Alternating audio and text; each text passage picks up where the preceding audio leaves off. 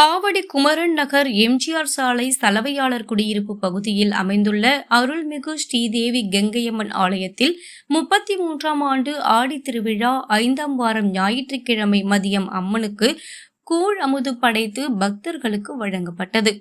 அதன் பிறகு மாலை அம்மனுக்கு திருவீதி உலா நடைபெற்றது.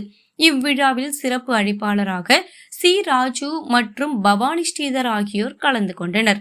இவ்விழாவினை தலைவர் ஆர். ராதாகிருஷ்ணன், செயலாளர் வி. ஏழுமலை, பொருளாளர் எம். கோதண்டம் மற்றும் துணை செயலாளர்கள் எஸ். குப்பன், ஜே. ரவி, தேவன், ஆர். நாராயணன், பி. சீனிவாசன் இவர்களுடன் ஊர் பொதுமக்கள், பகுதிவாழ் மக்கள் மற்றும் ஒன்றிணையம் குழுக்கள் கலந்து கொண்டு விழாவினை சிறப்பித்தனர்.